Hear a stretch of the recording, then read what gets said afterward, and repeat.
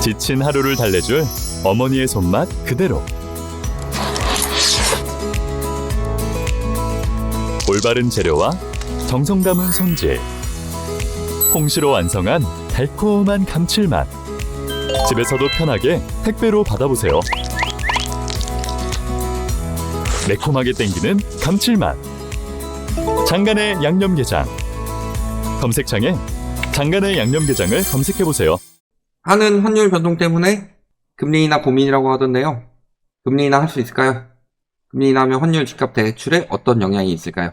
크게 질문 넷으로 나눠서요. 금리 인하 가능성, 그 다음에 금리 인하 시 환율에 미칠 영향. 대출 먼저 보고 집값을 가는 게 낫겠죠? 그래서 이렇게 네 가지로 분류해보면 되겠는데, 일단 금리 인하 가능성부터 봅시다. 금리 인하 가능성은 저는 11월 반반이라고 봅니다. 금리 인하를 하는 게 긍정적으로 되는 지표들. 그 다음에 금리 인하를 부정적으로 만드는 지표들이 있죠. 여기 나눠봤을 때 금리 인하를 긍정적으로 만드는 지표는 일단 물가 지수, 물가 상승률. 물가가 매우 높음에도 불구하고 이번에 1.3% 나왔죠. 물가는 금리 인하를 해도 된다. 그 다음에 또 금리 인하를 긍정적으로 만드는 요인이 내수경제. 내수경제가 너무 좋지 않다. 그래서 내수경제 때문이라도 금리를 내려야 한다. 금리 인하를 부정적으로 만드는 것 두 가지가 원래는 부동산, 피트, 가계대출이죠. 그 다음에 두 번째가 환율. 이게 새로운 요소로 끼어들었는데, 엄밀하게 말씀드리면요, 한은에서 원칙적으로는 금리 인하할 이유가 없다. 한은의 목적은 두 가지라고 그랬죠. 첫 번째가 물가 안정, 두 번째가 금융 안정인데, 물가 안정은 됐다고 하지만, 그래서 물가가 1.3%면은 이제 금리 내려야 되는 거 아닌가요? 디플레이션 되는 거 아닌가요?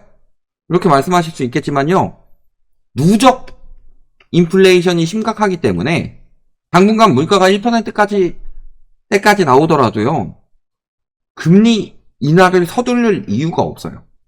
그다음에 두 번째, 금융 안정. 금융 안정을 방해하는 요소는 크게 두 가지죠. 가계부채랑 환율이죠. 근데 가계부채랑 환율이 아직 안정되었다고 말할 수가 없죠. 환율은 오히려 지금 요즘에 요동을 치고 있고, 가계부채는 전보다 잠잠해졌지만 안정된 건 아니죠. 여기에 우리가 또 세 번째로 생각해야 될 게, 금융 안정을 하기 위해서는 뭐가 괜찮아야 돼요? 한미 금리차. 한미 금리차에 대해서 여러 가지 말씀드렸었죠. 금리는 물과 반대다. 물은 높은 곳에서 낮은 곳으로 오른다면 금리는 낮은 곳에서 높은 곳으로 오르죠. 예를 들어서 한국의 기준금리가 3.255, 미국의 기준금리가 4.75? 그러면은 예금 대출에 0.5% 플러스 마이너스 된다고 했을 때, 예금 같은 경우는 2.75가 나와야 되는 거고, 대출 같은 경우는 3.75가 되는 거죠. 미국 같은 경우 똑같이 하면은 예금이 4.25고 대출이 5.25다. 그러면 한국에서 3.75%로 돈을 빌린 다음에 그대로 미국에 예금을 해요. 그러면 여기 3.75 갚고 여기 4.25 얻으니까 0.5%포인트만큼 내 돈 한 푼도 안 들고 이익을 볼 수 있는 거죠. 여기에다가 환율이 튄다? 그럼 여기는 달러로 보관하고 여기는 원화로 보관한단 말이에요. 환율까지 치면은 추가적 이득을 볼 수가 있죠. 그래서 제가 달러 부분에 대해서 또 말씀을 많이 드린 거고. 근데 야, 이게 너무나 최종 금리 전망치를 보면요, 3.625%. 미국 같은 경우는 우리나라처럼 3.5면 3.5, 3.25면 3.25 이렇게 되는 게 아니라 3에서 3.5, 3.5에서 4 이런 식으로 되는 거죠. 그러니까 이렇게 전망이 됐다는 것은 미국의 최종 금리가 3.5에서 4% 정도로 예상이 된다. 노무라 같은 경우도 이렇게 예상을 하고 있고, 어쨌든 트럼프 당선으로 인해서 인플레이션이 더 올라갈 것으로 예측이 되면서 최저금리를 상향하고 있는 상황이다. 그래서 보면은 보통 3.25에서 3.5죠. 헷갈리네. 3.5에서 3.75. 요걸로 보통 예상이 되는데, 그러면요, 우리나라 지금 현재 금리 3.25죠. 미국 최저금리보다 지금 우리나라 금리가 낮은 상황이에요. 그러면 한미 금리 차를 계산해 봤을 때 우리나라가 금리를 굳이 내릴 이유가 없죠. 미국에서 금리 내리더라도 우리나라 금리 안 내리고 버티면 환율 괜찮아지지 않겠어요? 그래서 굳이 내릴 이유는 없지만 11월에 금리 인하를 하느냐 안 하느냐, 이청용 총재가 아무리 반대해도 할 수가 있습니다. 금통위 위원들이 다수결로 결정하니까. 요걸 하느냐 안 하느냐에 따라서요, 이 사람들의 성향이 나올 거라고 말씀을 드렸습니다. 금리 인하를 한다 라고 하면 이 사람들은 그냥 진짜 말뿐인 사람들이에요. 제가 그래서 저번에 그 얘기 했습니다. 이창용 총재 빡쳤다고 제가 영상 올린 거 있는데, 그 영상 도중에 제가 이런 말을 합니다. 11월에 금리 인하를 하면은 요거는 빠져나가려고 여러 가지 문제가 터졌을 때 내 책임 아니다, 난 경고했다 라고 말하고 명분 만들고 책임을 떠넘기려는 야근 행동일 것이고, 만약에 금리 인하를 안 하게 된다 라고 한다면은 경고성으로 끝나는 게 아니라 부동산에 대해서 진짜로 심각하게 생각을 하고 있는 거다, 이렇게 말씀을 드렸어요. 즉 11월에 금리 인하를 하냐 안 하냐.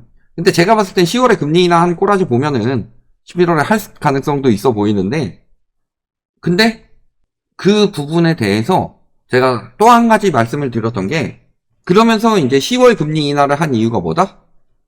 내수 때문에 하는데 이게 부동산으로 흘러 들어갈 수 있으니까 정부랑 딜을 쳤다.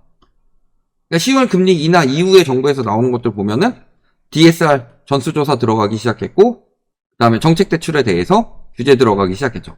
정책 대출 규제하겠다, 하루 만에 뺐다가 수도권만 규제하겠다, 이런 식으로. 그러니까 한도 규제를 더 강화하면서 금리 내리는 건 괜찮아요. 그래서 만약에 11월 금리 인하를 하는데 정부에서 지금 미루고 있던 정책들이 몇 가지가 있어요. 전세 DSR이라든가 정책 대출 DSR이라든가 이런 것들이 시행이 되게 되면요, 금리 인하를 하더라도 부동산 시장에 자금 쏠림이 일어날 가능성은 높지 않습니다. 거의 없다고 보시면 돼요. 금리보다 더 중요한 게 한도니까. 그래서 말씀드리는 게, 금리를 아무리 내려줘도 집값이 다시 올라가지 않았어요. DSR 적용된 이후에. 근데 금리를 우회하는 정책 대출이 나오기 시작하면서 집값이 영향을 받았죠. 그런 거라서 금리 인하를 하더라도 하느니 진짜 굳은 의지를 가지고 정부랑 어느 정도 규제에 대해서 딜을 하고 금융당국에서 규제를 한다는 확답을 받고 금리 인하를 한다. 이번에 10월처럼. 10월에는 제가 봤을 때 약간 그런 느낌이 있어 보입니다. 그렇게 한다면은 11월에 금리 인하도 크게 나쁘진 않아요. 내수를 위해서는 금리 인하를 어느 정도 해줘야 되는 상황인데, 제가 은행에 대해서 예대 수익 올리는 것에 대해서 설명을 했다고 해서 제가 은행 편든다고 자꾸 말하는 사람들이 있는데요. 아니, 전 기본적으로 은행 편을 들지 않아요. 건설 마피아의 은행을 항상 포함을 했는데. 근데 은행도 양아치인 게, 은행도 내주는 대출 보세요. 이번에도 주담대가 많이 늘었지 신용대출 많이 안 늘었죠. 그러면은 신용대출을 받으려는 사람들이 없어서 안 늘었을까요? 아니요. 신용대출이 주담대보다 위험하기 때문에 은행에서 안 빌려준 겁니다. 그래서 은행의 대출 태도를 보면요, 한 70% 정도는 담보대출로 나가요. 그러니까 금리 인하를 했을 때 그 자금이 경제로 흘러 들어가야 되는데 은행도 자꾸 부동산에다가 때려 빌려주고 있으니까 문제인 거지. 그래서 그 부분에 대해서 금리를 내리는데 주담대에 대한 규제는 훨씬 더 필요하다는 상황이에요. 특히 적어도 DSR 비중을 지금 거의 한 1대 3이죠. 주담대 중에서 일반 대출일 때 정책 대출 3이죠. 이거를 적어도 반대로 뒤집어야 돼요. 3대 1 정도는 뒤집어 줘야 된다. 내년에 정책 대출 55조 푼다고 이딴 소리 짓거리는 것 자체가 정신 나간 소리예요. 나라 망하라고 기도하는 소리고. 금리 인하를 하면 환율 집값 대출에 어떤 영향이 생길까요? 환율 같은 경우는 당연히 튀겠죠. 금리 인하기에는 미국으로 자금이 빨려 들어가서 강달러가 되어 가기 때문에요, 원화 가치 하락을 어느 정도 막아줘야 돼요. 물론 그렇다고 해서 한국이 금리 인하하면 한국 채권으로 돈이 들어올 거야. 지금 한국 주식에서 한국 채권으로 자금이 이동하다가 한국 채권에서 외부로 유출이 되고 있는 상황이에요. 외국인 자본들이.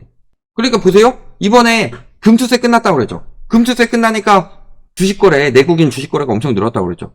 내국인들이 산다는 건 그만큼 누가 판단 소리예요? 외국인 아니면 기관이 팔고 있다는 소리죠. 근데 금투세 폐지됐다고 외국인 자본이 들어온다는 게 얼마나 어리석은 소리냐. 그렇게 대응하는 것보다는 원화 가치를 지키는 방향으로 대응을 해야 된다. 그러니까 당연히 금리 인하하면은 환율이 올라가겠죠. 집값은 그래서 제가 말씀드리는 게 여러 가지 규제를 봐야 돼요. 물론 금리 인하는 집값 상방 요인입니다. 그래서 제가 말씀드리는 게 정부랑 딜을 해가지고 DSR 확립을 시킨다. DSR 확립을 시키고 DSR 강화를 한다. 라고 하면은 금리 인하가 집값 요만큼 상승시키는 요인이라면 DSR은 집값을 이만큼 떨어뜨리는 요인이에요. 혹은 DSR까지는 안 가더라도 요즘에 시중금리 내려도 주담대 금리 올라가죠. 여러 가지 규제로 인해서. 가상금리를 붙이잖아요. 그런 식으로 진행을 해가지고 상방요인을 없애버리는 가능성도 있고. 그래서 은행의 태도가 어떻게 나오느냐에 따라서 집값은 영향이 달라질 것이지만 지금 상황에서 금리 인하가 영향을 크게 미치진 않아요. 왜? 금리가 인하될 부분이 관치금융으로 이미 선반영됐으니까. 그 다음에 대출 같은 경우도 당연히 금리 인하는 대출을 부추길 요인입니다. 그래서 금리 인하에 대해서 굉장히 조심하는 거예요. 우리나라는 비컷할 가능성이 거의 제로에 가깝다고 보시면 됩니다. 왜냐면 부채가 심하기 때문에. 지금은 단순히 금리의 문제가 아닙니다. 왜냐면은 아까 이야기하려다 말았다. 금리가 선반영된 게 이야기가 많이 나오죠. 2022년 10월 고점으로 금리가 한 1.3%포인트 정도 떨어졌다고 그랬습니다. 제가 이거는 24년 8월 기준으로 했을 때 1.3%포인트 정도 떨어졌다라는 것은 이때 기준금리 3%고 이때 기준금리 3.5%니까 기준금리를 중심으로 했을 때 5번 정도는 이미 선반영되어 있다. 즉 2.25% 내릴 때까지는 시중금리가 하나도 내려가지 않더라도 이상할 것이 아니다. 이렇게 보시면 될 거라서요. 기준금리 인하한다고 해서 시중금리가 바로 떨어지기 쉽지 않은 상황이다. 특히 주담대 관련해서. 이렇게 보시면 되겠습니다.